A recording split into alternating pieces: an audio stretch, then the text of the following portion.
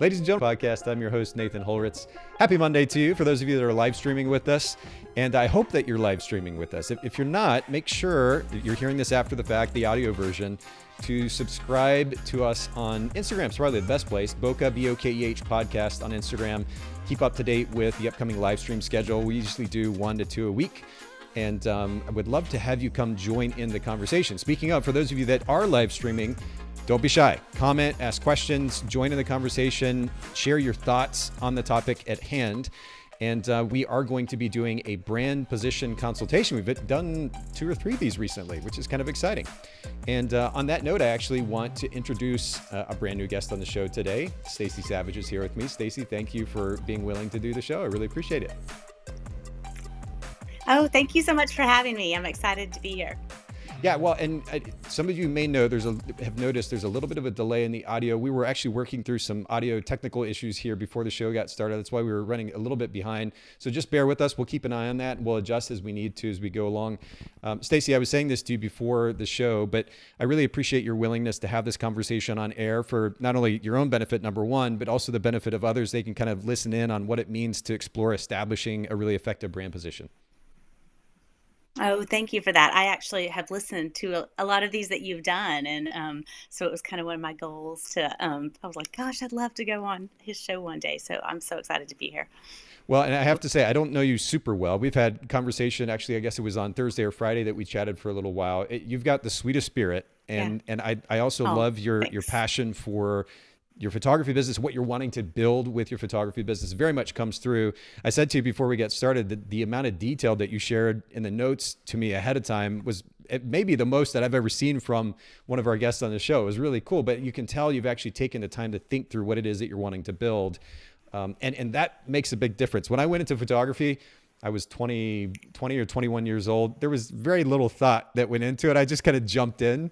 And that can have its advantages, but it also has its drawbacks. When you haven't actually taken the time to think through what it is that you're wanting to build, then you can end up kind of flailing about. So I have a lot of respect for the fact that there's a significant amount actually of intention that goes behind what it is that you're trying to build here with your photography business. Oh, well, thanks. I think it's important. You've got your people's lives. It's their important moments, their family, the things they're going to look back on. So for me, I take that really seriously, and I think I can't do it without thought behind it. Agreed. I think it's super important. Intention. I used the word intention just a second ago. That's been a word at the forefront of my mind in the last couple of months, and I'm realizing more and more the significance of it, and especially specificity and intention. Right? We can set broad goals. But it's another thing to really actually take the time to sit down, to do the hard work, to think through everything and come up with really clear, specific intention about what it is that we're trying to build, and to do so with awareness, with intelligence, not just kind of randomly, picking this because it looks good or that because it looks good, but actually doing so with I guess the context of awareness. And we're going to talk about that here in just a second. For those of you listening in, I want to pull up Stacy's website here really quick so you can get to know her a little bit. If you go to Stacy Savage, S-T-A-C-Y, savagephotography.com, and you can follow Stacy's brand there. You can also follow her on Instagram, Stacy Savage Photos. And of course, we'll link to both of these in the show notes at bokehpodcast.com. Stacy, let's just kind of jump into it because we got a lot to cover here. Okay. And maybe before we get into the questions, and for anybody listening and who's not listened to a Bokeh podcast of brand position consultation, we're going to be talking today about how to go about establishing a brand position. And brand position statement, is this a concept that you had heard much about before the Bokeh podcast, Stacy? It is. I have a marketing background, and so I'm familiar with all of that for sure. But it's one thing to know about it. It's another thing to try to apply it to yourself and your own business and your own life. It just, I don't know why all that knowledge goes out the window, it feels like. Well, the only reason I'm laughing is, and maybe I said this to you when we were talking last week, but we're in the process right now of getting ready to we're actually in the process of launching a new company, a new brand. And it's, as much as I teach this stuff, whether it's this or I talk about copy, effective copy, building a website that encourages higher conversion rates, et cetera, all these things that I talk about with other photographers, and I go to build my own thing, there's this kind of weird mental freeze that happens almost when it is your own thing. Mm-hmm. It's so true. It just, yeah, you could do it for somebody else, possibly in your sleep. But when it comes time to do your own things, you just, I don't know what it is, but it encourages connection. So that's good. That That makes us reach out to others. So I think it's a good thing. 100%. And I wholeheartedly agree with that. In fact, that's a really wonderful, not even a side note, it's an important note to make for everybody listening in as you are building your brand, and especially a brand position and brand position statement. Share that with others, friends, family, kind of from the outside of the photography industry. I think being in the photography industry gives you one perspective, but of course, we're ultimately serving the general public. And so getting perspective from those that are not in the industry is especially valuable. We found that as well. Just to give, and so it's interesting, you've got a marketing background, you understand the concept of brand position statement. Most of the photography industry is not super familiar with it. Some of us have maybe heard of the phrase value proposition, for example. And that's probably the easiest way for anybody listening in or watching who's not familiar with the concept of a brand position to define brand position. It's a value proposition. And I think a good brand position and a brand position statement, it's not just communicating a value proposition, but a unique value proposition. And that's the goal here with establishing a brand position and brand position statement, is to enable us ultimately to stand out above the masses, right? Because there's so many photographers. I imagine, and you're in Wrightsville Beach near Wilmington, North Carolina, and you're going to be moving to Knoxville, Tennessee. And just from the research that I've done, there are a lot of photographers in that area. So you've got a bit of competition to stand out amongst. That's true. And I'll be covering both markets. So I'll be part time in two different markets, and in both of those areas, there are so many talented people here. And I think that's the hard thing about establishing your brand position, because even though you kind of have in your heart and your head why you want to do this job, um, that when you look around, you try to just to say, "Okay, what do I offer that's unique?" I can feel it, but I think that's something that we all probably struggle with as artists. I came back from Imaging USA recently, and it was funny. Even people who'd been in the business 20, 30 years still questioned their value, or their in comparison with their peers. It's hard to Mm. to manage that, if that makes sense. Sorry, it's off on a tangent a little bit, but I think when establishing your brand position and how you're unique, sometimes we are so critical of ourselves, it's hard to figure that out.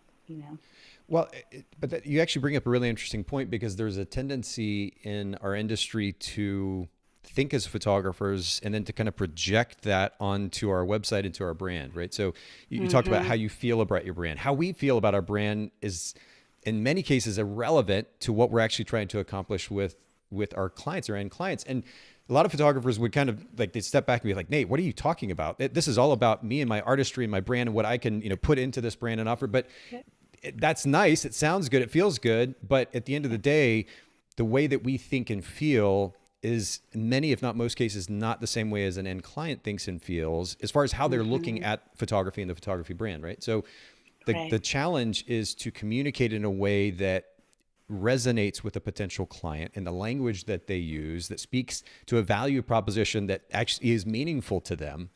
And we have to go outside of how we feel in many cases in order to do that effectively. Of course, Right. the ultimate is to be able to kind of combine the two. And we'll talk about that here in just a little bit. Sue is chiming in from YouTube. She says, "Hi from Sun Valley." Thanks for saying hello again, Sue. And Hey, for Sue. anybody else, of course, that joins in, don't be shy. Say hello, comment, ask questions as we go along here. But again, we do have a lot to cover, Stacy, so I'm going to jump in really quick. I ask a lot of these questions to give everybody else context who's listening in or watching. I ask questions when it comes to establishing a brand position for the sake of context. We can't just randomly come up with a cute phrase to stick on our website. A lot of photographers do that, and it's pretty obvious. There's a lack of intention. We talked about intention, a lack of specificity and intention with that. What we want to do is establish a unique value proposition through a brand position, a brand position statement that enables us to stand out. And the goal with that brand position statement is to communicate that unique value proposition simply and in a way that resonates with our potential clients. In order to do that, though, we have to gain context awareness, like we talked about earlier. That's where the intelligence in implementing a brand position comes in. So I'd like to get context. What are the top 2 or 3 reasons, first of all, why you even got into photography in the first place? Yeah. So to try to water this down, for me, it's kind of, gosh, why did I not go? For my whole life, that's kind of one of the things I've always wanted to do. Okay. Um, I've been inspired by, Time Life pictures and Mm. National Geographic. And my grandfather had, a camera, and he had old film, and I used to sit and look at that for hours. And for me, I was just fascinated by the stories, just the stories of everyone there that you could tell. And so fast forward my whole life, I always had a camera. I'm a little bit of I guess I'm an extroverted introvert. I love to be around people, but I also really enjoy watching and listening. There's so much to see, and people's. You can just kind of see the humanity in people when you take when you take time to look and listen. And uh, when I look around places, I see photos, I see stories. That's just kind of the way I do things. Just for example, walking down the street a few years ago, and this was when I always knew I kind of wanted to start a photography business. That wasn't the route that I went. So I kind of put it on hold for a while. But a few years ago, I was walking down the street, and there's a grandmother outside watering lawn with what I'm guessing was his grandson. And I remember looking at that and thinking, "Gosh, that's a story that needs to be told. Somebody needs that photo. I wish I had my camera. I would take that picture and give it to them." And that's kind of fast forward again to a time in my life where I said, I can go ahead and start this as a business now. I've kind of put my other career aside. My children are almost raised. And for me, it's an opportunity to serve people well. I, um, I think it's an opportunity to make people feel valued. I think everybody's stories matter, and photos are a record of, legacy to pass down. And I think that matters a lot. So I know that's kind of a long answer, but it's just kind of, it's my answer. Well, no, and it gives wonderful context. First of all, one of the coolest things, and I mentioned your very sweet spirit. That's just like a natural tendency, I guess, that you have, but it comes through even as you're talking about this. But what's cool about that is, and I know this word gets thrown around a lot, but I think a lot of times it gets thrown around meaninglessly. I see a genuine passion that comes through in your expression, in your eyes, and as you're talking about it, that it just genuinely makes you happy to consider telling a story using a camera. And that's really cool because for multiple reasons. One, it sustains the hard work ahead in building a business. But then it also, and I think maybe even more importantly, enables you to make an even greater impact on the lives of those who you are going to serve. And you use the word serve, and that's not a word that we hear a lot these days. I think it's incredible. I think it's a really important word that we need to use more often. I think a lot of times that word, at least from my experience in the past, comes from a little bit more of a religious atmosphere or world, if you will. It's one that I grew up in, and it's where I heard it the most. These days in a more secular world, I don't hear it as much, but I think it's a beautiful word when we think about this idea of making an impact on other people's lives, in some way making their life even a little bit better through our involvement in it, whether it's with a camera or otherwise. I think it's a beautiful thing. And in the world, it's a much, much better place when we have that kind of intention. So I can see that in the expression in your face and the look in your eyes as you're talking about it. I think it's a really wonderful thing. You also mentioned the significance of being able to document, or this kind of photojournalism, if you will, as photography. Did you happen to watch the Super Bowl last night? I did. Did you? Did you see that there was a commercial, and actually it was a religious commercial, kind of like out of the blue, but there was a commercial with a series of just absolutely stunning black and white photojournalistic images. Did you see that? Yes, I did see that. It was an amazing. I was like, "What is this? What is this?" I thought, "Is Lightroom, is Capture One, is is somebody Canon doing a?" I was amazed to find that it was a different one, but it was about serving people, because that's when you tell people stories. That's our opportunity to let them see the beauty of their lives, the beauty of the world around them. I don't know. I could go on for days. So well, it was absolutely, I mean, it's just like captivating. I'm watching this just image after image after image that does storytelling in such a powerful way. And to me, that's the epitome. It's kind of like you talked about earlier, the Time Life, National Geographic type photography. That's what we were seeing last night.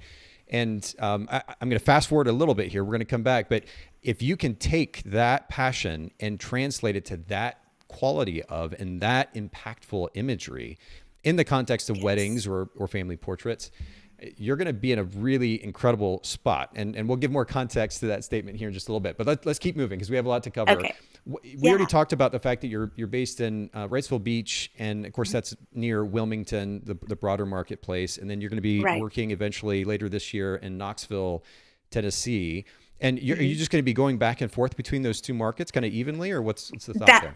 That's correct. So we'll have a home in both places, just due to our families' situations and that sort of thing. So we'll have a place in Knoxville. We'll have a place in the North Carolina area, either Raleigh or Wrightsville Beach, and I'll continue to serve North Carolina, coastal North Carolina, South Carolina, because I'm doing some of that as well, and East Tennessee.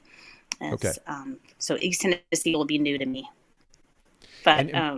And it's a cool place, by the way. I'm only about an hour and a half from Knoxville. So in fact, my son is going to college up there at University of Tennessee at Knoxville as well. So that's awesome.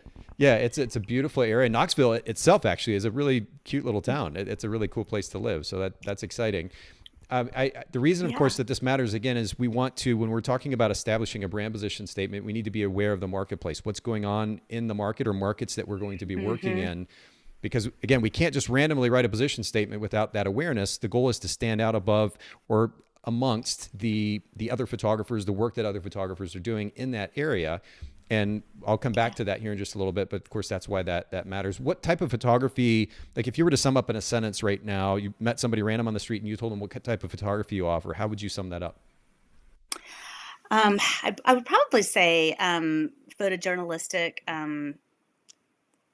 wedding, portrait, and proposal photography is what I would say, with a little bit of an editorial flair, because we do take some time, especially with my wedding couples, to do some editorial work, because who wants to not dream a little and do something, a little bit out of the ordinary and amazing on your wedding day. So, sure, you want to document what happened, which is amazing and wonderful anyway, because it's the start of your life and something brave. But then sometimes it's fun to just take some time to create something really, really, special and a little out of what might be out of an ordinary in terms of photo. Oh, for sure. If that makes sense. Yeah. It does. Yeah, and we'll come back to that. The goal with brand position and brand position statement ultimately is specificity. The reason that, and just to be clear for everybody listening and watching, a brand position and brand position statement, they're not the end all be all for marketing, but it's, I think, an important piece of the puzzle. And the reason, again, is that we are inundated with photographers. There are photographers all around us. And if a potential client comes to our website and we just say, for example, we are a wedding photographer based in Wilmington, North Carolina, just as a simple example, then that in and of itself doesn't really set us apart from the people around us. Same goes when it comes to the specificity of the service being offered. So if we are very general, if we just say we're wedding photographers or we're portrait photographers, that in and of itself isn't going to capture somebody's attention as much as if we're able to add some kind of variation or caveat specificity to that position statement. And again, we'll come back to that a little bit later, but I just want to give context, of course, for everybody listening in as well. When you break down the percent, I know you're doing wedding photography and portrait photography both, what percentage of each roughly would you say?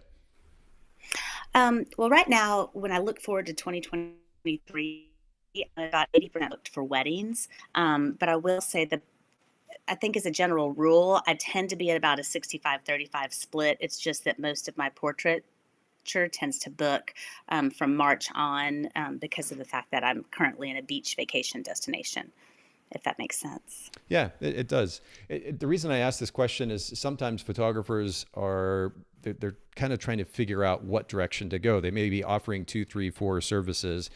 And if you were to tell me, hey, 90% of my business is weddings and 10% is portraits, or even like 85-15, potentially even 80-20, I would say, hey, you know what? At least consider the possibility that maybe you go where the biggest opportunity lies, also enabling, of course, more specificity and focusing on one particular thing, because again, that will enable you to stand out more easily than carrying multiple services. In this case, 35% is a good, strong percentage. And I realize that it plays well, especially to your home there in North Carolina.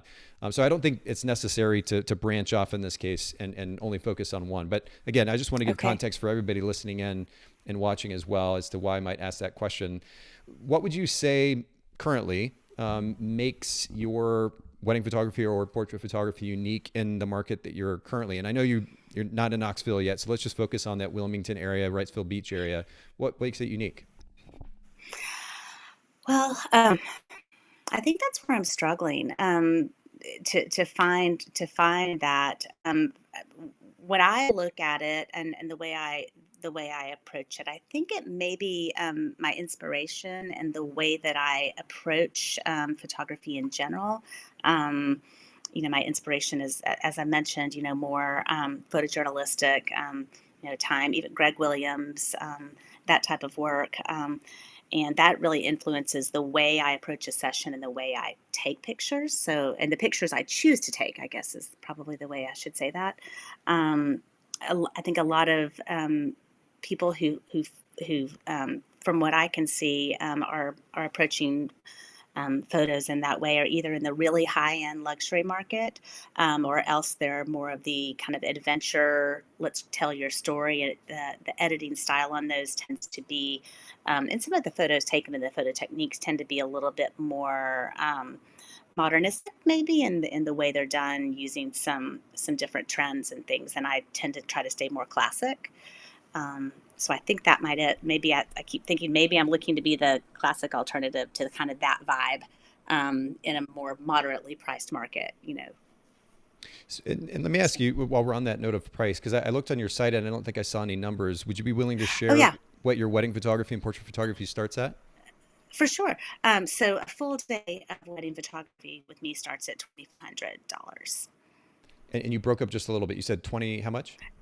24. 24. Okay. And what about your portrait hmm sessions? My portrait sessions are 400 for a full session. Then I do a smaller session for 250, Okay. just to allow for clients who maybe don't have that $400 budget. Yeah. And just to give you context, and again, for everybody listening in, the last numbers that I saw, and this comes from theweddingreport.com, but roughly 70% of weddings in the US are photographed for about $2,000 and below. So you hmm naturally fall immediately into the top 30%. And that's just important to note, because if you're in any way considering building price into the conversation about what your brand represents into your brand position, because I know that you talked, I hmm think in both the questionnaire, the notes that you sent to me, and maybe even on your website as well, you talk about wanting to make photography more accessible for more people, right? They give more people access to Yeah. professional photography, which I think is a wonderful thing. It's just important to note that at that price point that you're at, you're still in the kind of top 30%. Just to give you a further breakdown, so Okay. 70%, roughly 70%, let's say, of weddings photographed in the US, 2000 and below. The next 10 to 15% is in the 2 to 4 range, and hmm then everything else kind of falls above that. So Yeah. that gives you an idea. And a lot of photographers, this is important conversations generally speaking, because a lot of photographers are striving to build their photography business to continue to up their prices. I did it as a wedding photographer as well. Started at 350, went up to 10 grand. And I understand the reason for doing that: shoot less, hmm make more, not burn out, etc. Work with more select clients. I understand all the motivations, and they're totally fine. But there is a smaller market in that hmm price range. So it's something to consider as well. Portrait sessions, $400, that puts you in the kind of the upper tier, or middle to upper tier. Again, something just to consider if you're looking at price as a way to be able to reach a particular segment of the market. It's important to know that data. So I just wanted to kind of add that context and get that context from you. Yeah. Yeah. What would you say is and again, this is more for everybody listening and watching, so that you understand. We're just getting a lot of context here before we dig into what a potential brand position statement might be. What would you say is your target customer's biggest pain point or two? Hmm. I think probably the biggest pain point would be that they're wanting, they value, legacy connection. They want an honest representation of moments, the moments in their lives. They really want to be taken care of. They care about print and that sort of thing, but they may not have a luxury photography budget. But they're not possibly a value, very, very value budget. They're kind of that middle of the road. They want an easy process that isn't overwhelming, and they do care about printing their photos. Mm. So I don't know if that's helpful. Yeah, it is. And the thing that resonated with me and kind of stuck with me again, as I was looking through the notes that you sent to me, was the significance of honest representation or honesty in the documentary of their wedding or their portrait session. And I want to come back to that because I think that's an interesting one, and might play a significant role in a potential brand position statement for you. For those of you that are listening in, again, for further context, when we think about a brand position and ultimately the statement that represents that brand position, we want to ideally speak to the potential pain points. And pain point might seem a little dramatic a phrase, but the question is, how do we meet the needs and or desires of that potential target market? If we understand what it is that they want and they need, then the goal is to establish a brand position that speaks to one or multiple of those desires or needs of the potential client. Again, not just a cute phrase that we type out for SEO purposes on our website, but it actually has value. It speaks to the value proposition that resonates with our potential client. And that's why that question matters. And then I guess, go ahead. Oh, and one thing about that. So that's one reason, because I know that my clients are valuing print, or valuing having tangible representations of their images. Like for my wedding packages, they do include an archival quality album, that sort of thing. So I really try to serve them well, so that they don't walk away needing more after the session. They have what they need, they have what they wanted, and it's not an add-on price or something like that. Okay. And so I feel like it serves them well in a way that it's not a cumbersome process. It's not, you had your session, but okay, you have to buy your images. Now, you get what you, and I know there's a lot of different conversations in the wedding industry or the portrait industry that happen around pricing and how to do all that. But I'm trying to find a way to make a luxury feel of experience of service in an upper middle tier income bracket, if that makes sense.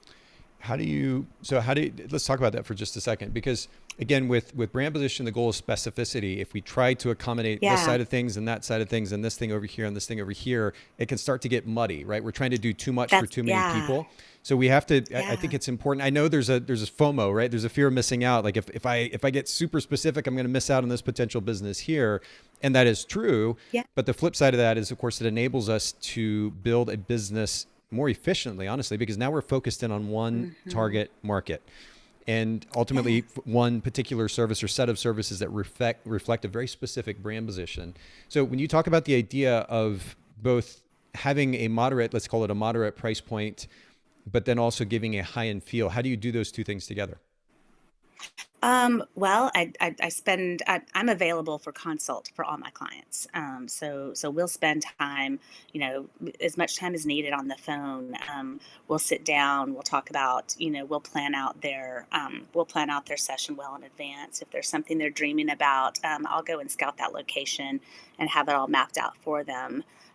Even for just a small portrait session, we sit down and we talk through, I help them for wedding clients. We really spend a lot of time with timeline. I meet them on site if they want a site meeting. I try to meet with every wedding client, sit down face to face, so that we can buy them coffee and spend time with them. So I guess that's what I mean, more of a luxury experience. I help them work through their album design because albums are a part of their package.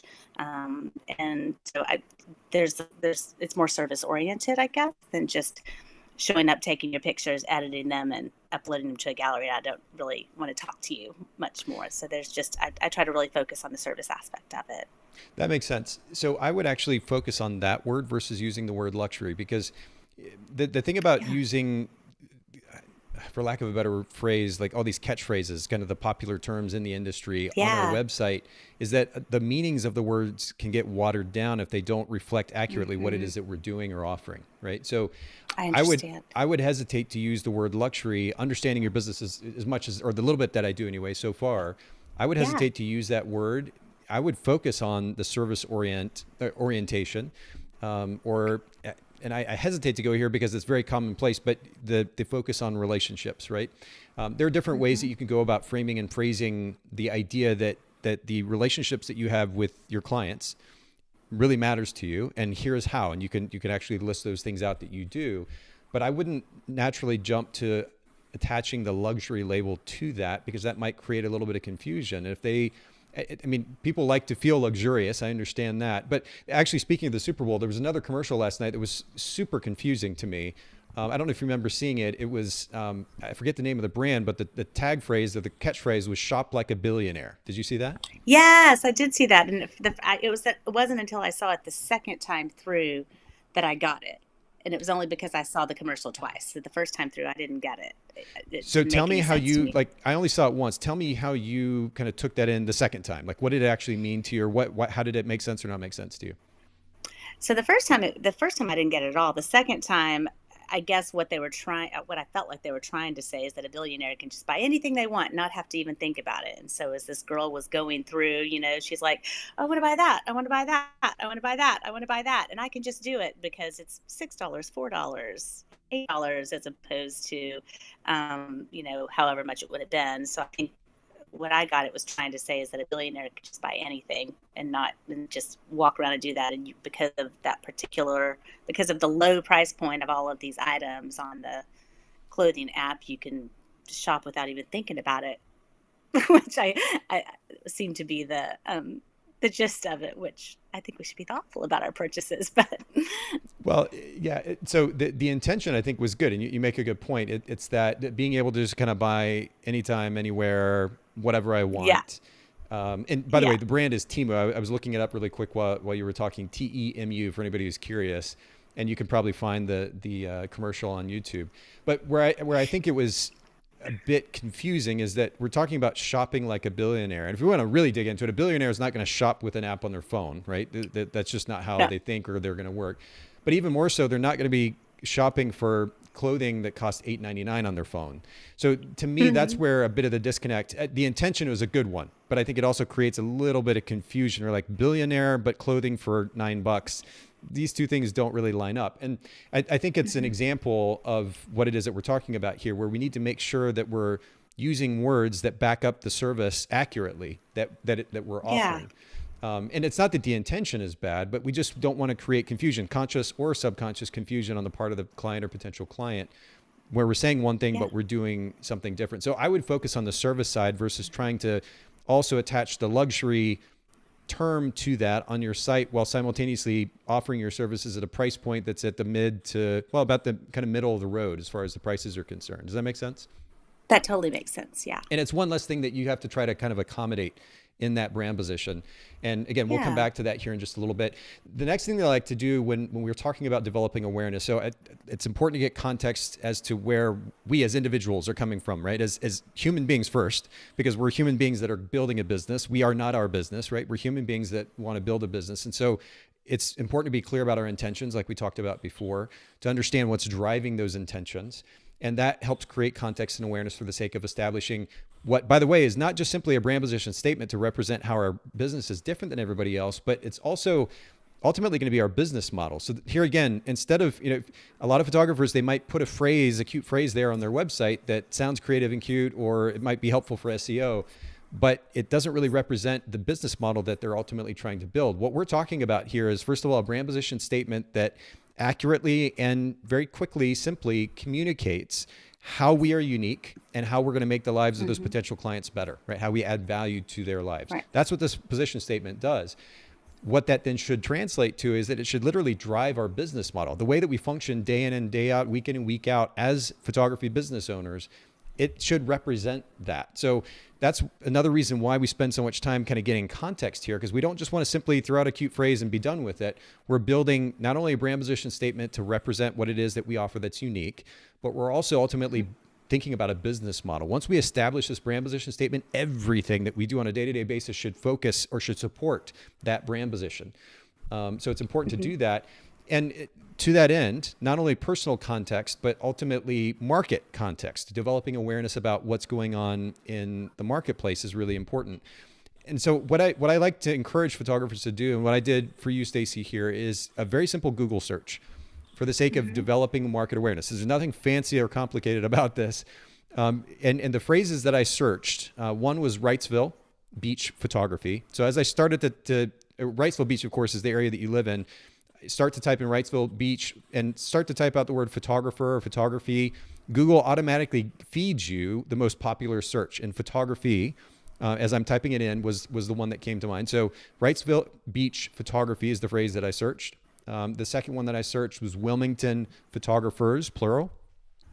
And then the third one was Knoxville photographers, plural. And just, I use a tool called Keywords Everywhere. It's a plugin for Google Chrome. And what's cool about this plugin is a number of things, but it gives me context as to the volume of searches for those particular phrases. So to give you that context, Wrightsville Beach photography gets a volume of roughly 50 searches a month. Okay. Wilmington photographers gets a volume of 210, roughly 210 searches a month. So basically 4x what Wilmington Beach is getting. And that's something important to keep in mind. We'll come back to this too, but something important to keep in mind when you work with a web developer or designer and then work with ideally an SEO specialist, to consider that there's 4x the number of searches for Wilmington photographers versus Wrightsville Beach. It doesn't mean that you can't also speak to Wrightsville Beach, but when you're thinking about the copy and the headers, the tags that you're putting on your site, you probably want to focus more on Wilmington than just Wrightsville Beach specifically, because that's not getting a lot of traffic. Does that make sense? It does. It's so surprising, but yeah, I had no idea. That's awesome. Well, and a lot of that probably just simply has to do with the fact that Wilmington has a much bigger population, right? Wrightsville's little tiny, Yeah. Wilmington being that broader area. And so that is largely probably the reason that's driving that. Now, here's what's really cool too. You can get excited about this. Going to Knoxville, which isn't a particularly large, I mean, we could say city, but it's not huge. Knoxville Right. photographers, the volume, roughly speaking, per month is 390 a month. So Wow. you're going into a marketplace that has, let's just, round up 400, what is that, 8x the search volume that you're getting for Wrightsville Beach. So there's potentially even more business to be had in the Knoxville area. You should have plenty of work to do if you do this right, as you move into that Knoxville market as well, which is good to know. Now, what I do is I do that search. So let's just take Wrightsville Beach photography. I do that search. And then what I'm going to do is look at the organic results that come up, business listings and or just the regular search results. The first, let's call it 3 or 4 pages of results. Now, I will say, and this is to kind of double down on the point that I was making about the popularity of Wilmington versus Wrightsville Beach. The results that I got there's barely even results. Let's just put it that way. When you search Wrightsville Beach photography, there was maybe one photographer, 2 potentially, that came up that were specifically, their website was specifically geared toward or designed for Wrightsville Beach populace, people going to Wrightsville Beach, looking for a photographer specifically in Wrightsville Beach. There was maybe one person. All the other results were blog articles, other photographers that are maybe based in the kind of the broader area, Wilmington or otherwise, that happen to come up in the search results, but weren't specific to Wrightsville. So the flip side of this conversation that's kind of interesting is there aren't a lot of people making a ton of effort when it comes to SEO for the sake of Wrightsville Beach.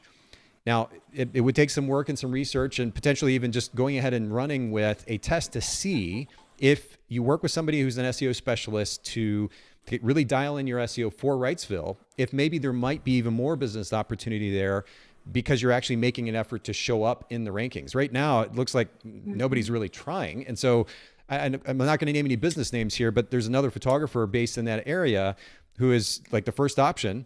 And that's pretty much it. Nobody else is really showing up in the search results with any significance. Okay. So again, another side note. And while we're on the topic of SEO, and this is not the intention ultimately of these episodes, but I do want to just point something out that's kind of interesting about this. Do you mind if I share a little bit? No, absolutely not. What I'm seeing let me share a little bit of what I'm seeing in SEO. And I'm crossing my fingers here that my software is going to allow me to share this as well. Just one second while I pull this up.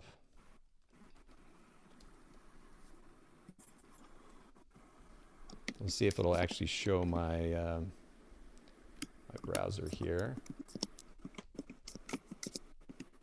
Crossing fingers. No, it's not working. Okay. Well, this is what I'll tell you just very simply. And again, because this is not a show about SEO specifically, I'd recommend my friend who's been on the podcast now at least once or twice, Fusa Rice. Get Found with Fuse .com is the Okay. website. And for anybody who's looking for help with SEO, I can't recommend Fuse or Fusa enough. She's a really great teacher and has a lot of really practical information to share. And if you actually go to bokehpodcast.com and just search SEO, you'll be able to see the most recent episodes she did with us here. I think the last 2 or 3 months. You can check out that. And if you go to, we're not actively recording new episodes anymore for the Newbie Podcast, but newbiepodcast.com, NOOBIE podcast.com, search for SEO there. And we did an episode with Fusa on that show as well. And that would be another good point of reference. The reason I bring all this up is I use a particular tool. And again, I'm using Chrome. That's why I'm not able to pull it up here right now, because my software is set up to look at Safari. But on Chrome, there's a little plugin, the free plugin, and it's called Detailed SEO Extension. Do you use Chrome, by the way, Stacy? Okay. I don't, but I have it because for my website, which is Show It, you have to have Chrome to look at the back end of the website. So I'm not super familiar with it, but I do have it, so I can learn to figure this out.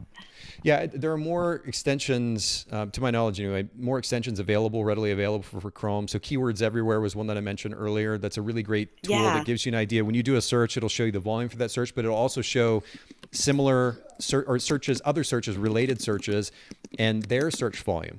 So that will help again in development of SEO. But this other extension that I just mentioned, and I totally slipped my mind again. It is called Detailed SEO Extension. It's a funny name, but it's actually a really helpful little tool. So if you install that in Chrome, one of the things that I noticed is that there's been weight given to, and I'll actually pull up your site. I know I can't share this on my screen, but I'll just kind of talk you through this really quickly, and then we'll move on. What it's showing is there's no title on. I'm just looking at your homepage here. So there's no title. Yeah. No specific title on your homepage. There's no description, no descriptive text. At least the way that it's set up. And headings are really important when it comes to what Google is actually seeing. H1 headings get the priority, and then H2 headings, of course, fall underneath that. Your first H1 heading on the homepage of your website is "Hi, I'm Stacy." And naturally, that's not what you want. That's not what people are searching for when they're trying to search for a photographer in Wilmington or Wrightsville Beach or Knoxville, Tennessee, right? The next H1 down, you've got multiple H1s, which can potentially cause an issue too when people are searching. The next H1 it just says Stacy, Stacy. And the next one says, let's connect and create something special. The next one says, thank you for reaching out. These are not related to photography and of course not going to be helpful in getting found. The H2 that you have an H2 at the top of the page, it says an East Coast based photographer for weddings, proposals, and portraits. And that's something that would be more relevant to the idea of an H1 tag. But I'll leave it at that. Again, I'm not an SEO specialist. I've learned enough over the years to be dangerous, but I just wanted to throw that out there. And I can't recommend enough that you go chat with Fuse. She'll be able to really help you in detail and get you set up right for on your website, because not only in your effort to build this business in the North Carolina area, but as you're going to Knoxville, you're going to want to make sure that you've got your I's dotted and your T's crossed and everything lined up like it should be to get the best possible results when it comes to search. Yeah, that's great. Thank you. I had no idea about those things. So that's awesome. Okay, well, that's just a little bonus. What I want to get into here real quick, because we don't have a whole lot of time left, is market awareness before I make a suggestion or two about a brand position statement. So the goal here, again, is to develop awareness of what photographers in that marketplace are offering, the services being offered. Do they even have a brand position? And a lot of photographers don't. If they do, it's not super strong. But the services being offered, the prices being charged, the type of photography being offered, and then ultimately what words they're using to describe those services, right? Because there may be plenty of wedding photographers. There may even be a couple of documentary style wedding photographers, but if they're not using that terminology at all and not kind of owning that particular space, then that in and of itself gives you the potential opportunity to go and own that particular space as a documentary wedding photographer, documentary portrait photographer. So I'm just going to read through a list here of the results that I was seeing. And honestly, there's not a lot in the Wrightsville area to speak of. The one photographer that did show up in Wrightsville that I mentioned earlier, of course, again, we're not mentioning business names here, but they didn't really have a brand position statement, but they did have copy on their site speaking to Wrightsville. But other than that, it was blog articles. There's one that popped up this is a brand position statement of sorts, real estate, aerial, and lifestyle photography. It's really a statement of services. Another one that popped up said, passionately preserving your most intimate moments through timeless photographs. Another is family, newborn, maternity photographer serving Wilmington area. So you can see where Wilmington photographers are kind of trickling into the Wrightsville results. Wilmington, North Carolina photographer for families, children, and couples. This one did actually have a statement speaking to Wrightsville, candid Wrightsville Beach, North Carolina family photographer. The next one, a Wilmington, North Carolina based photographer for weddings and brands. Another is female portrait and personal branding photography. Another is creating beautiful, timeless, and authentic photographs. By the way, again, most of these, there was really little to no indication of Wrightsville. It was just photographers that happened to come up in the search. And the list goes on. I'm not going to read through a ton of those because very simply, if you do want to dig into your presence, your online presence, when somebody searches for a photographer in Wrightsville, you have a massive opportunity right there. And again, I would chat with Fuse as to, does that make most sense? Do you do that? Do you focus on Wilmington? Is there some way to incorporate both? But there's opportunity there nonetheless, where again, we get the bigger list of position statements. I'm going to put in air quotes because again, a lot of them aren't necessarily position statements or maybe not even intended to be. We'll talk about this here in just a second, but the goal with a position statement is ultimately to put it above the fold. So when somebody lands on your site, it's the first thing that they see. Big, bold text. Immediately, they know what your brand position is within the span of 2, 3, 4 seconds. That's the goal. A lot of photographers will have some version of a position statement, but it's kind of buried in the small little text, and you have to go looking for it. And that's not helpful to anybody. The goal is to immediately communicate that brand position statement. Nonetheless, when I search Wilmington photographers, I'm just going to read through these really, really quickly. Here are statements that come up. Adventures in image. We are storytellers. Black and white portraiture of your family. I got a kick out of that one because the example I always use when I talk about brand position is black and white wedding photography for Chattanooga couples. And this person actually specifically is building a brand around a black and white portraiture of family. I thought that was kind of cool. Simple, authentic, fun. That's how wedding photography should be is another one. Powerfully feminine boudoir portraiture and storytelling wedding photography for the Carolinas and beyond. Capturing Cloud9 wedding magic. Devoted to capturing your most beautiful moments, capturing the moments that tell your story, documenting human connections, storytelling for couples and families. Full service real estate media for agents in ILM, a coastal North Carolina portrait and wedding photographer who helps others look and feel their best on camera. We think your memories are worth the shot. Photographic pieces of art that make your home or office more beautiful. Unposed editorial natural light. Because your memories, and actually, let me pause on this one. And there are multiple statements I really want to comment on here, but I want to mention this because I know that in your notes you talked about natural light or using flash rather, and kind of the importance of that to you. My suggestion to you and to everybody listening in is to stay away from technical conversation about photography when it comes to the copy that you have on your website. Because 95% of our clients, maybe even more, are potential clients. They don't care. They don't know what that means. They don't know how to differentiate between the two, natural light, flash photography. That's really a conversation for photographers, and it really doesn't add value to most potential clients. So my encouragement to you is develop your style, shoot the way that you want to. That's awesome. But the editing style or even the photographic style, aside from what we're going to talk about, style when it comes to the technical elements of it, I should say, that's really an irrelevant conversation to most potential clients. So I just encourage you to keep it simple. Keep that to yourself. Keep that to conversations with photographers, but not for potential clients, if that makes sense. Yeah, that's one less thing. So it is one less thing. That's exactly it, right? We're narrowing it down.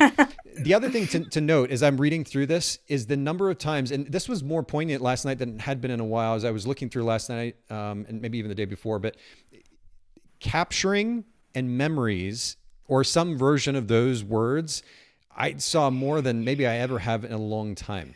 And it is so easy to follow suit. And this is, again, a tendency that photographers have, is just to kind of copy paste the text or the copy that they're seeing on photographers, other, their peers, their competition in the area, photographers that they love. They keep using the same words over and over and over again, which means that those words carry little to no meaning. In many cases, they're kind of arbitrary anyway. Like, what does that actually mean? To be authentic? Like, what does that mean in the context of photography? It's used so much that it doesn't carry any significance, and it could be specific in its meanings. It can be subjective in its meaning, right? So just kind of keep that in the back of your mind as I'm reading through these, because it comes up so much, which means there's an opportunity for you to not do that, number one, and to write a position statement that steps away from using all these, what has become cliche terms in the context of photography. Let's see. Okay. Because your memories are priceless. And then the subtext was an heirloom passed down generation to generation. Timeless, romantic, vibrant images that tell your personal love story. Specializing in wedding photography and videography services. Lifestyle fashion portrait photographer based in Wilmington, North Carolina. Capturing your coastal portraits. So that's Wilmington. And I'm going to go ahead and just read through really quick the results that I got from Knoxville as well. And then we'll come back around and talk about this real quick. Images with emotion. Knoxville's premier newborn and family photographer. Joyful, romantic, vivid. Joyful, authentic, love swept. That's two different photographers, by the way. There was a trend in our industry for a while, driven by an individual I know, actually, who was encouraging photographers to come up with 3 words that represented their brand. And I'm not sure what the intention exactly was there, or how that ultimately benefited the end client. For the photographer, it begins to develop some level of focus. Like, here are 3 concepts that I want to focus on, or there's some reflection of my passion and personality when it comes to photography. But it lacks specificity, and if everybody's using similar words, then of course it also lacks meaning.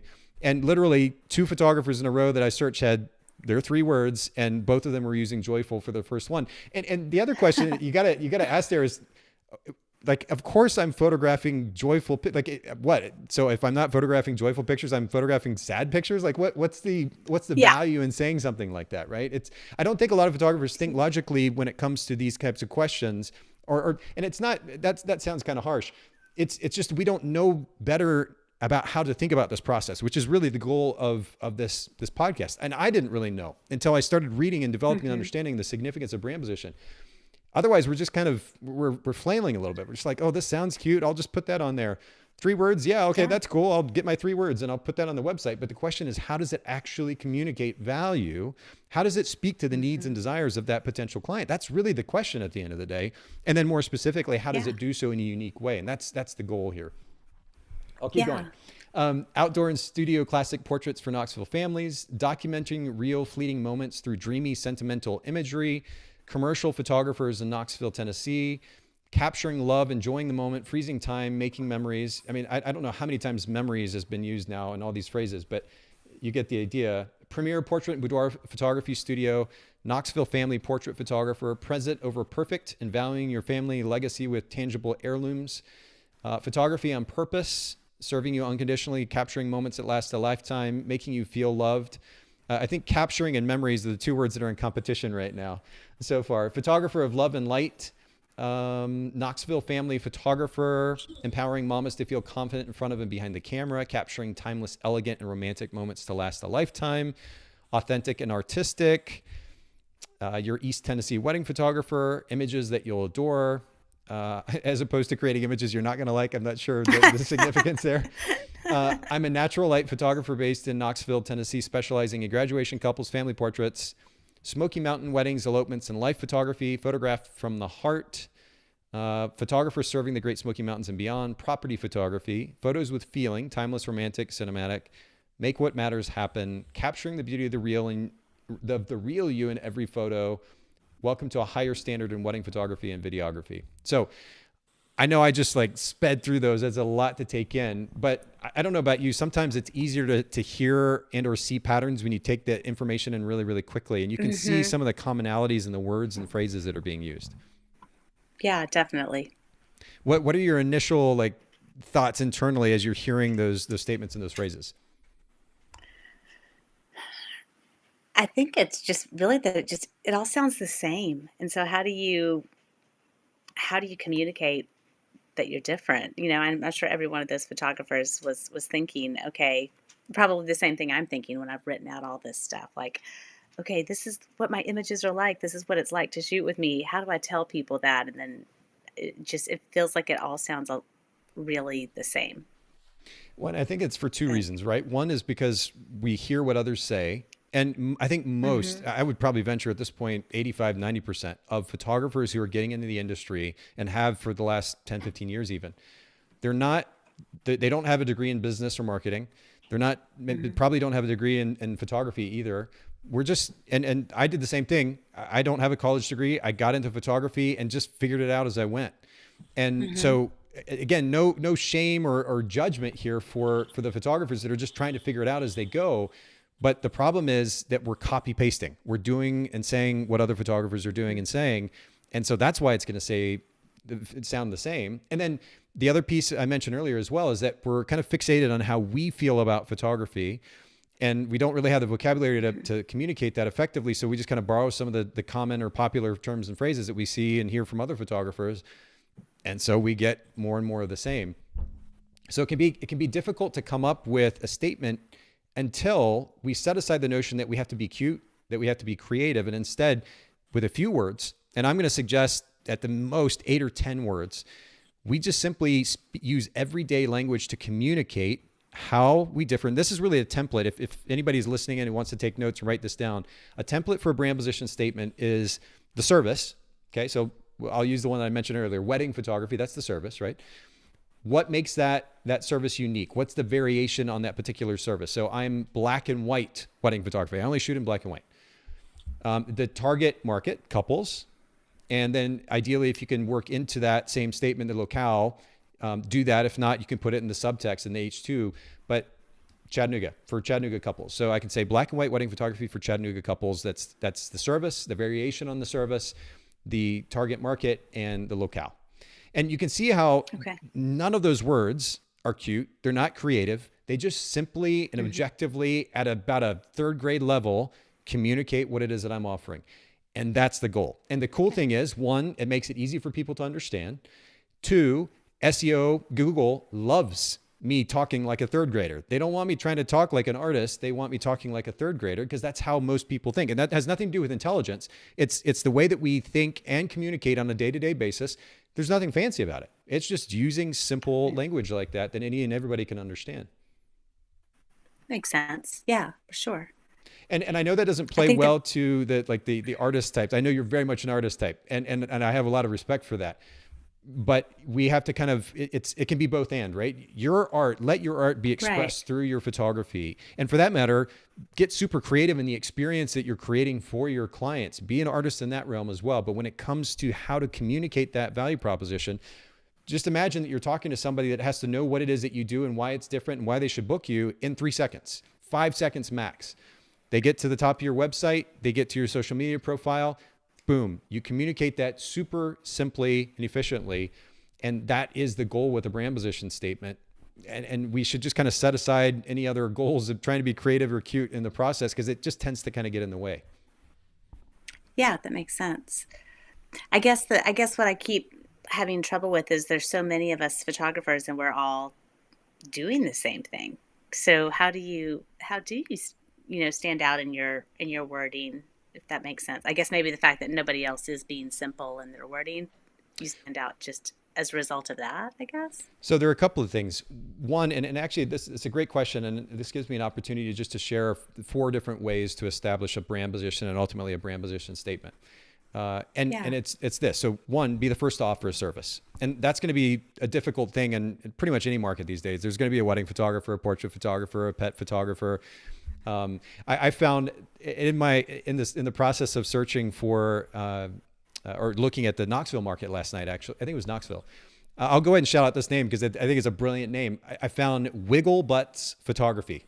Can you imagine what type of photography it was? Pets. Yeah, dog photography. Yeah.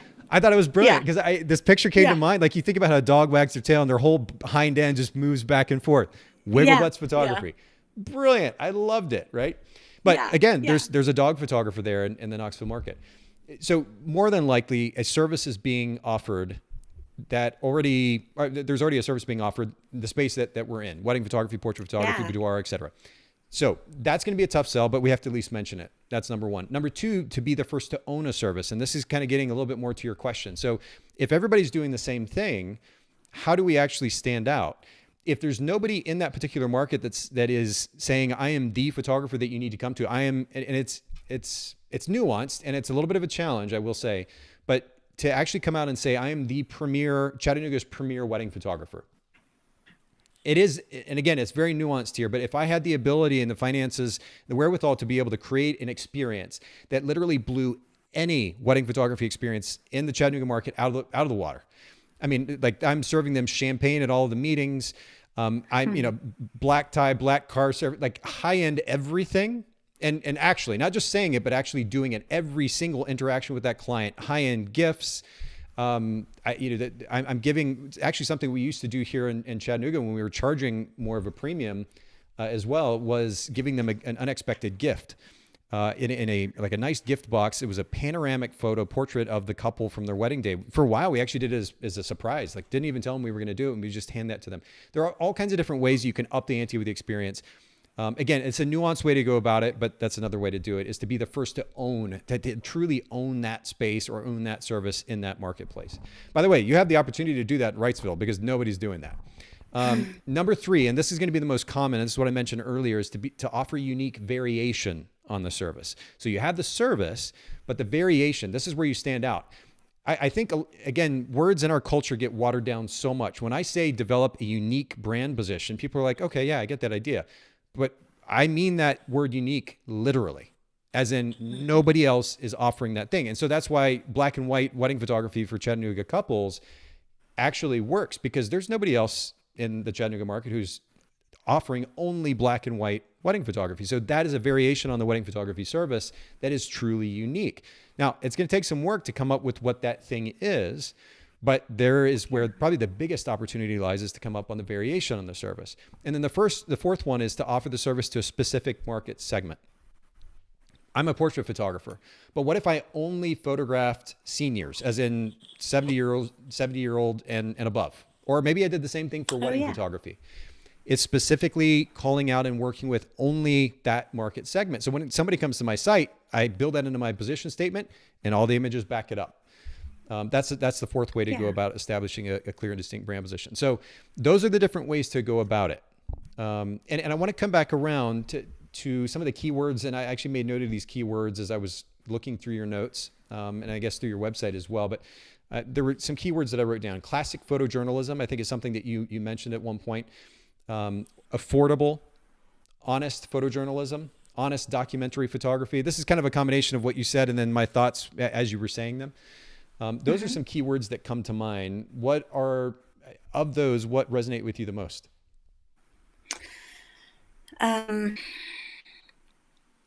Well, photojournalism, or documentary, probably documentary, because photojournalism, sometimes I think of true photojournalism where you can't edit an image and you don't have any editorial control. And so I do take a little bit of, I do take the time to do that when I need to. So probably documentary style is the one that stands out the most. And then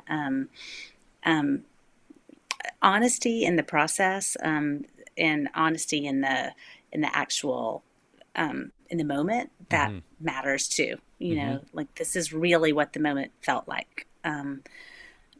For example, there was a wedding that I did that, to make a long story short, the bride and groom had a little bit of a challenge after the cake smash was a little bit more forceful than it should have been. Okay. And they were trying to figure out what to do about the first dance. The bride a little bit upset, wasn't quite ready to have that, and so I took a moment and I kind of stepped in and said, "Why don't the two of you? What you really need right now is some connection. Why don't the two of you actually do this out on the back porch? We'll change it. Everybody can see you from a distance, and."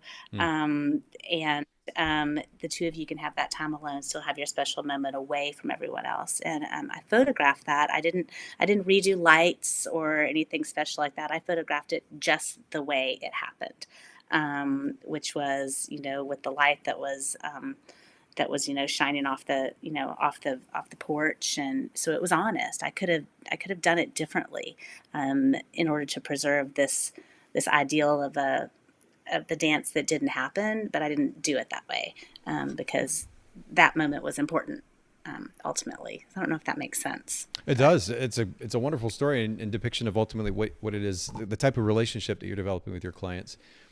That, that is, in essence, it's set up so not like true photojournalism at its root level, but then you're ultimately you're stepping back and you are capturing what's going on and you're not setting that up. So that is photojournalism. The theme that has stuck out to me, and I think where the opportunity lies, just to kind of bring it to summary, is in that focus on documentary photography. Mm-hmm. Documentary versus photojournalism, my encouragement to you would be to do a little bit of research to see what is a more popular keyword. My assumption is that documentary is going to win by a fair amount even. Photojournalism was a pretty popular term back in the day. In fact, I call it 2002, 2003. After we got our wedding photography business started, that was really where we focused. Because here in the traditional Chattanooga market at that time, it was like, stiff poses with medium format photography and same kind of boring lighting. And, that was just kind of what it was. So we saw what was coming out of California and this more documentary style wedding photojournalism. And that's what we started to focus on even more, and a lot of black and white, and it immediately enabled us to stand out because we were offering something that nobody in the area was really offering. I like that you have that intention and that focus. And what's interesting is some may use that term documentary, but it's not been as popular in the last 5 to 7 years, even, maybe even a little bit more. People tend to lean a little bit more toward the editorial style, kind of fashion magazine shoot approach to photographing weddings. And it's cool. It's beautiful. There's nothing wrong with it. But this is a really interesting kind of lesson to learn. You know this from being in marketing, but when you see a market tending to go one particular direction, there's an opportunity as a business to pivot the opposite way, right? So if most people are going in this particular direction, then I go the other direction. We did this with Photographers Edit, my editing company. When we started the company in 2008, it was classic post-production because I saw an opportunity to simplify the service. I also knew, that was a lot of what it was centered around, was just simplifying the service, minimal number of options. We were able to lower the price point as well. And we went that direction. Long story short, the market shifted back in 2014, 15, thereabouts, maybe 15, 16, where they started shifting toward a subscription model and kind of cheapening the services, if you will, through that process. We had the opportunity to pivot and go with custom editing or custom post-production. And we were able to do that. And we did that because of our primary competitor and generally speaking, where the market was, we were able to position ourselves against that. So you want to look for those opportunities. You already have a passion for documentary style wedding and portrait photography. The market, it's not super common in the marketplace right now. There are plenty of people that are doing it as part of the wedding day or maybe part of the session. In the portrait world, it's called lifestyle sessions, right? But that's a different term or different phrase being used. So I think there's opportunity to run with a position statement here, which could be just something as simple as documentary wedding and portrait photographer for whatever your marketplace is. Or you could say documentary wedding and portrait photographer as your H1, your main position statement. And then in the subtext, you can speak to the marketplaces that you're in. And again, I'd recommend chatting with Fuse and she can kind of dive into those details with you. But I think that's where your opportunity lies. I understand that maybe say 10 to 15% of the images that you photograph on the wedding day are editorial in nature. That's fine.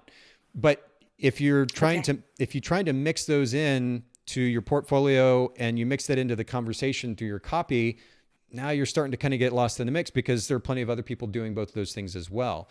If you lead with your specialty and what you're doing the majority of the time, and then you back those images up, or you back that statement up with images that are just, like we talked about that Super Bowl commercial last night, those images, just one after the other, just amazing. It's captivating.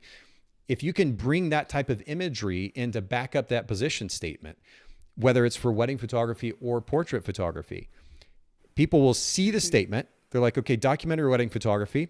They have at least a rough idea of what that means. There's opportunity in the subtext to be able to expand on that a little bit. That's your position statement. You expand on it a little bit, and then your images truly back that up. You don't yes, you may photograph the editorial stuff. You don't even have to post those on your website. That can be part of what you communicate to the client. But for the sake of establishing a very specific, focused brand, what you're going to show on the website is the documentary stuff, and not just anything. Okay. The stuff that is just absolutely gut wrenching, like just grabs your heart, grabs your emotions when you see that image, because you managed to capture. And don't say this because everybody's saying it, but you managed to capture the moment, right? You managed to get that split second shot where you can literally see the tear running down the dad's face as he's giving his daughter a hug who just got married, or, name, of course, endless possibilities as far as what those moments could look like. But you do it in such a way that it captures your heart. And I know the little bit that I know you so far, we talked about your heart. Your heart is so obvious, and I know it's going to come out in your photography. If you can really hone that skill and continue to develop it, and that's what you show on your site, you couple that with that very clear position statement about what you offer, I think that's a really great place to be. It's a kind of a combination of two of the opportunities to establish a brand position that we talked about earlier. One is the variation on the service, right? So it's documentary wedding photography. Some people say that, they don't back it up. They have plenty of editorial style images on their site or their social media, so it gets confusing, consciously or subconsciously, for that potential client. If you say that, but then you back it up, that's where the power really lies. So it's the variation on the service is a component of that, but it's also you owning that space in those markets. Because nobody in the markets that I looked at, those three that we just talked about, looking at the position statements and their work, by the way, owns that space. Nobody.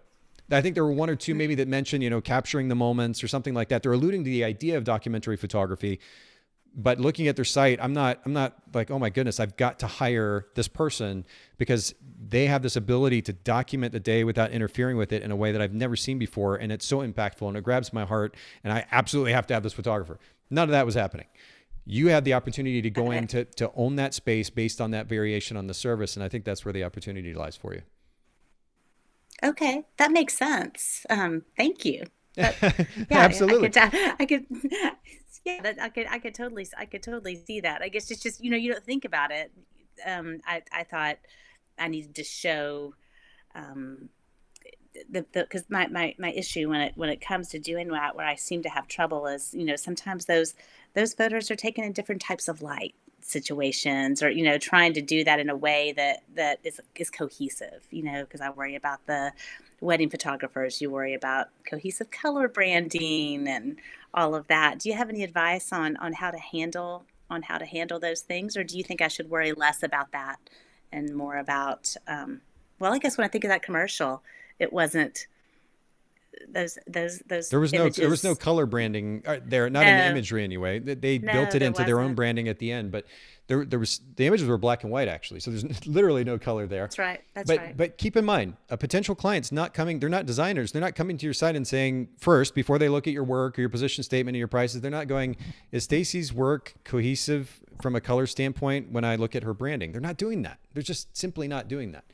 They want to, if you give them that value prop, and that value prop is unique, and you back it up, and this is so, I can't stress this enough, you actually back it up with images that truly, in a way, think about those images we saw last night. Or, you mentioned earlier, let's see, who's the photographer? Greg Williams. Think about the way that those images impact you. And that is your goal now as a wedding and portrait photographer, is that imagery. There's the other kind of secondary goal is to go back through your portfolio and with fresh eyes and this fresh perspective now, go back through your Lightroom catalogs from events and portrait sessions that you photographed, and go grab fresh images that do that make you, and get feedback from your friends and family, again, from not the photographers, but from the consumer market. The people are like, oh my goodness, Stacy, that's absolutely amazing. How did you do that? That kind of emotive response, and start grabbing those pictures and really building out your site. So we'll finish up here. I know that we went a little bit long. The statement, I realized there's nothing fancy about the position statement. And this is going back to what we originally talked about. It's not about being fancy. It's about very simply communicating the unique value proposition that you offer to the marketplace, or whatever segment of the marketplace that you're pursuing. So documentary wedding and portrait photographer beautifully sums up what it is that you are attempting to do. I realize there are other smaller components of it. That's fine. We're talking about the 80-20 or even 90-10 principle here. And what is going to impact people more is not you making sure you display every single type of photography that you do, but focusing on the main thing, the heavy lifting, that's what you're going to focus on. That's what you're going to share. And then that's what you're going to communicate through that value proposition as well. That will make a massive impact. Okay. Yeah, I can, that helps so much. Okay. Because I feel this pressure to think you've got to tell all the things. So yeah, thank you. You don't, you really don't. That's exactly what I needed. Where you tell all the things is when you, like, if you want to manage expectations of that potential client, right? So that's where the heavier amount of communication goes on. But photographers try to be cute and creative. They talk all about themselves. The potential client who has 5, 10, 15 seconds to decide whether or not they even want to pay attention to you, don't care about any of that stuff. They want to know immediately how you're going to meet their needs and or desires. They want to know how you're going to be able to do that differently than the 50 other photographers in the area saying they can do the same thing. And then they want to see some images that match that. And then again, where you have the opportunity to, of course, build an amazing experience for them, which you're going to be so good at, knowing you the way that I do, you can communicate all day long with them. Be super proactive and detailed in the way that you manage their expectations. But when it comes to communicating that service, make it straightforward, make it simple. Simple copy, simple statement, images that back it up, boom. And then you can get into more detail when it comes to managing their expectations about what the experience looks like. That's awesome. Thank you. That makes it feel so much easier. Okay, cool. And it really can be. That's awesome. Yeah. And then you can really focus, like you can double down on building the brand, getting the word out about the brand. And of course, again, building on that experience that you're wanting to give to your clients. That's where we put our time and effort. But yeah, some of the stuff can be a lot simpler than we make it. And I'll speak from personal experience. I overcomplicate things sometimes too. Yeah, I'm a classic overcomplicator. If I can make something complicated, I will absolutely do it. That's, in fact, my word for the year. It's late. I haven't picked it yet because it's because I've overcomplicated it. But I keep coming back to that it needs to be simplified. It's a good thing for all of us, myself included. I'm a minimalist by tendency, but I still overcomplicate. So it's a good thing for all of us. Simplicity, the way that I define the simplicity is minimizing the number of moving parts, right? So when we think about what we need in order to accomplish anything, whether it's developing a strong relationship with somebody or building a strong business, whatever it might be, we do tend as humans, especially in modern culture, first world culture, where we have so many options and opportunities, and it can be very easy to overcomplicate things. Let's simplify, minimize the number of moving parts, focus on the 80-20 principle, the 20% that does 80% of the lifting, and go there. And it'll make a massive, massive impact. It'll simplify your marketing efforts because now it's super focused, right? And it will be a lot easier for you to develop a brand that has notoriety, because now when people start to think about wedding photography, they're like, oh my goodness, have you seen Stacy Savage's photos? It's like they absolutely just captivate your attention. Every single one of them on our website, they're telling a story. They're so emotive. They're so impactful. I've never seen anything like that before. That's what you're going to be able to do a lot easier when your focus is like this. If you're trying to do all the things, it gets way more complicated. Yeah, definitely. Awesome. Well, Stacy, this has been really, really good. And I hope it's been good for you. I'm excited about the direction, Absolutely. the opportunity for you. And for anybody who's been listening in or watching, if you just go to stacysavagephotography.com and of course, Stacy Savage Photos on Instagram, you can follow Stacy, reach out to her, give her some encouragement. Stacy, thank you so much for being willing to share with us today, for allowing us to do this on air. Absolutely. It was tons of fun. Thank you so